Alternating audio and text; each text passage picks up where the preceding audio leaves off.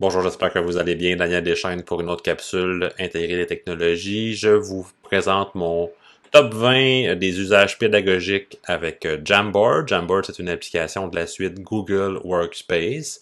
On l'utilise, on l'aime parce qu'elle est collaborative, elle est simple d'usage. C'est un tableau blanc qui vous offre la possibilité de définir un arrière-plan, donc sous forme de masque, c'est-à-dire que les élèves ne pourront pas déplacer cet arrière-plan-là, donc c'est immuable. Et vous avez des outils, là, ils sont cachés par le petit module ici. Vous avez des formes, donc des cercles, des carrés, vous avez des flèches, vous avez des zones de texte invisibles, donc sans le contour. Vous avez les pense-bêtes, donc les stickers. Vous avez un marqueur, vous avez une efface et un crayon pour annoter, entre autres choses. Et on peut aussi insérer des images, faire une recherche dans Google, par exemple. Donc ça, c'est la plateforme en tant que telle.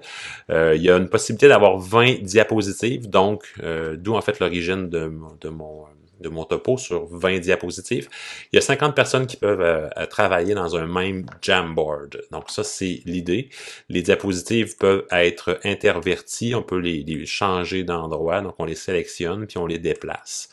On peut les dupliquer, donc chaque diapositive peut offrir une activité différente. Ça peut devenir une espèce de cahier d'activités interactif que vous allez utiliser dans votre cours. Alors bref, ça c'est pour la présentation générale de l'application si vous ne la connaissiez pas.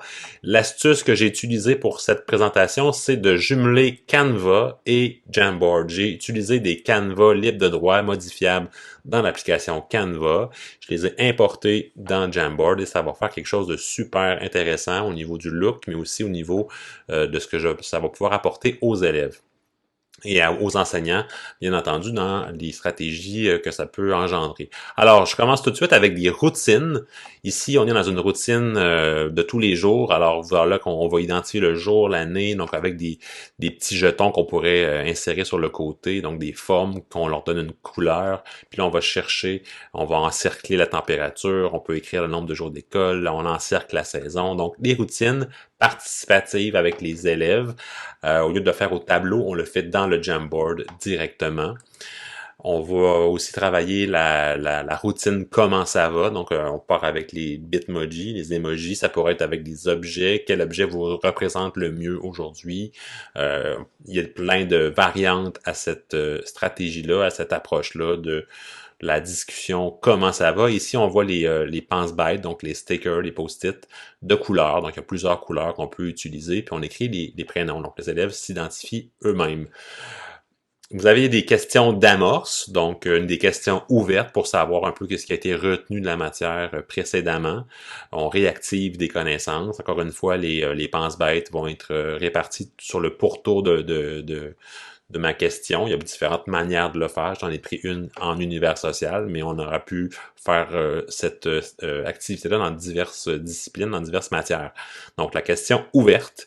On pourrait aussi travailler des habiletés intellectuelles, donc par exemple la comparaison. Et j'ai utilisé un diagramme de Venn. Donc on peut comparer des situations, des événements. Donc on va essayer de trouver ce qui est différent, ce qui est similaire. Ça se fait collectivement, donc en équipe, ça peut être avec tout le groupe. Donc c'est un atelier participatif. On fait travailler les élèves en communauté. Vous avez la question qui suscite le débat, donc le vrai ou faux. Ça peut être aussi, à tout moment, on pose des questions à place d'aller dans une application sur un cellulaire. Bien, on revient toujours à notre Jamboard, rouge ou vert, vrai ou faux, pour ou contre, et on doit détailler. Donc, les élèves peuvent prendre un camp et, dans le fond, défendre. Ils doivent prendre position, peut-être pour un enjeu, contre un enjeu. C'est quelque chose qui peut être polarisant dans une situation, mais c'est intéressant quand même de le faire en classe, pédagogiquement avec Jamboard. Vous avez l'appréciation en art. Donc, on présente une œuvre d'art, on demande aux élèves de faire une appréciation. On est dans une compétence directement dans le domaine des arts. Inversement, ça pourrait être de monter une exposition. donc le musée virtuel. Donc je présente des œuvres, je demande aux élèves où les élèves choisissent des œuvres, vont les chercher, les importer, puis ils vont faire la recherche, la contextualisation de ces œuvres-là dans une thématique bien précise, entre autres en univers social. J'imagine en art plastique aussi.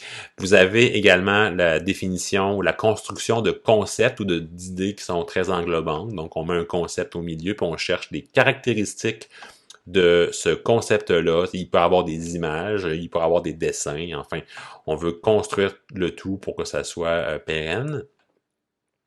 Annoter, donc on peut annoter un texte, ça pourrait être un texte qui est en arrière-plan, là j'ai mis une image, mais on peut faire des annotations, donc de la correction.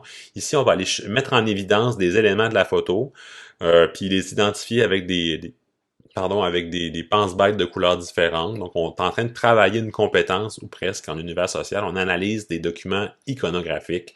On aurait pu analyser un texte, des parties de la phrase, l'analyse syntaxique. Vous avez des processus, des mises en ordre croissants, décroissants. Ici, j'ai l'exemple de l'univers social. J'ai un petit penchant quand même pour l'univers social. Ligne du temps, on peut mettre des images, des événements. Ça peut être un travail qui est plus personnel ou en équipe, mais enfin bref, ça se fait très bien sur Jamboard. Analyser.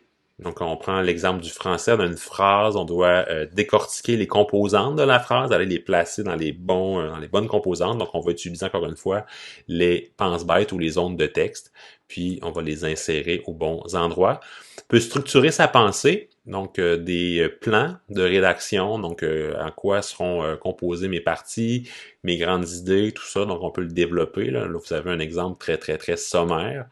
Un projet de rédaction, ça peut être un projet aussi, par exemple, de carte postale. Donc, on pourrait trouver des illustrations pour illustrer les récits, mais le fait est qu'on peut travailler le récit.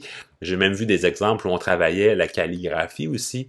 Entre autres, si on met un fond avec des lignes, on peut travailler avec les élèves, pratiquer la calligraphie en utilisant, bien entendu, la souris pour écrire, pour utiliser le crayon. Ça peut se faire de cette manière-là, entre autres choses. Vous avez le projet BD, et c'est sûr qu'il y a d'autres applications qui font directement de la BD, mais c'est quand même théoriquement possible de le faire avec Jamboard. On aura besoin d'importer des formes, d'importer des images pour aller les coller. On pourra peut-être dessiner aussi ce qui va manquer. Les bulles, enfin. Il y a quand même une possibilité de le faire. Je ne dis pas que c'est l'application idéale, mais c'est possible de le faire.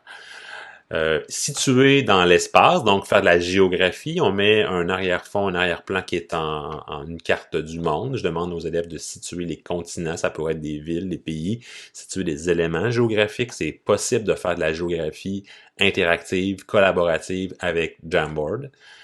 Je peux identifier des parties du corps, identifier des systèmes du corps humain si je suis en sciences. Ici, je suis plus en anglais ou en français. Body parts, si on le fait en anglais. Le Kanban, donc c'est statuer si vous faites des plans de travail avec vos élèves. Donc statuer où j'en suis dans mon processus. J'ai des trucs qui sont à faire. Voici ce qui est en cours. Voici ce qui est réalisé. Ça nous vient de l'entreprise privée, là, ce qu'on appelle souvent l'agilité. Vous avez également l'auto-évaluation. Donc, l'élève peut porter un jugement personnel sur son processus d'auto-évaluation, donc sur son processus d'apprentissage, où j'en suis rendu dans mes apprentissages, dans la matière. Il y a différentes manières de le faire. Là aussi, vous avez des petits bonhommes contents, pas contents, indifférents, enfin bref. Il y a mille et une manières de travailler le billet de sortie. Ça, c'est une variante plus imagée, mais ça pourrait être aussi de la rédaction pour le billet de sortie avec une question. Et là, parlant d'évaluation, je peux parler d'évaluation directement, donc de la prise d'information. J'ai 4 niveaux de compétences, des échelles de niveaux de compétences, puis je peux prendre des notes sur ce que j'ai observé des élèves durant une activité, durant le processus, durant la séquence. Je termine avec des trucs un peu plus ludiques, donc une routine ludique, le Kelly, donc trouver l'intrus, quel est l'intrus parmi ces nombres-là, puis les élèves pourraient voter pour l'intrus avec les fameux stickers.